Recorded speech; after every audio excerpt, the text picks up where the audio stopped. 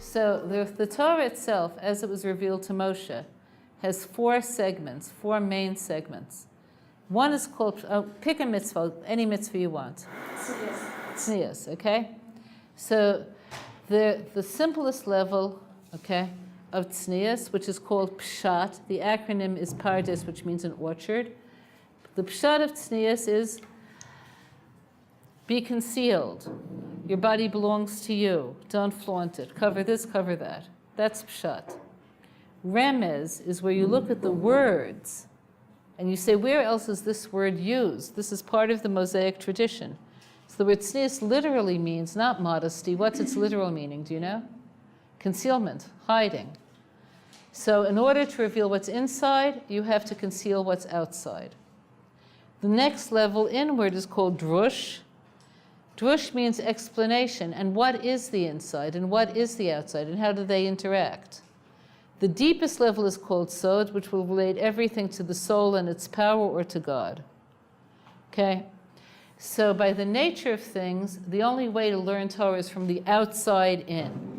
You can't learn from the inside out, right? So you would begin by knowing what tznius is, and then what it means, and then what it means. Okay? So when the oral law was written down, it was written with the intent of giving people primary access to first the outside. So the Mishnah and most of the Gemara is at least 70% law, deals with the outside. But some of it deals with the inside.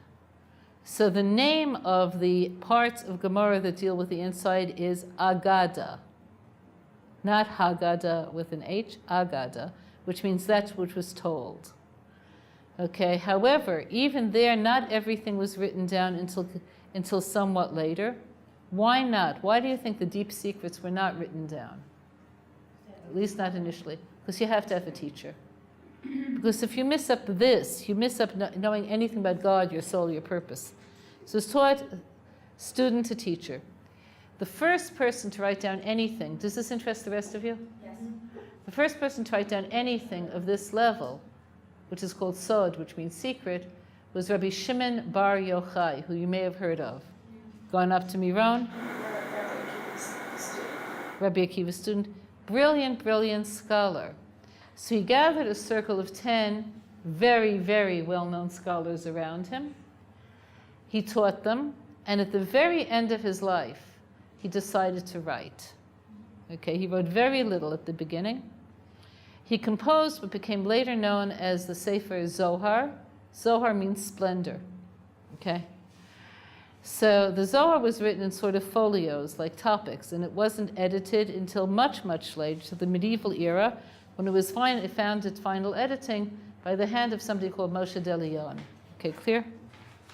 But the Zohar, if you ever look at it in English translation, do any of you like poetry? Yeah. You like Blake's poetry? Yeah. So sometimes you read Blake's poetry, it's so beautiful. Like, tiger, tiger, burning bright in the shadows of the night, right? And then you say, well, what does it mean? And you say, I don't know, but it sounds so beautiful. Okay? So that's how Zohar works. You read it and like, wow, this is so beautiful, it's so evocative. What does it mean? I have no idea. Okay, so it was only when the Arizal, who had direct connection to this, wrote, actually taught, and then had his stuff written down, that someone unlocked the Zohar for us. So he wrote nothing in his lifetime. He died very young. He died at 38. Okay, his primary student was Rabbi Chaim Vital, who wrote down major works. The best known are called the 8 gates.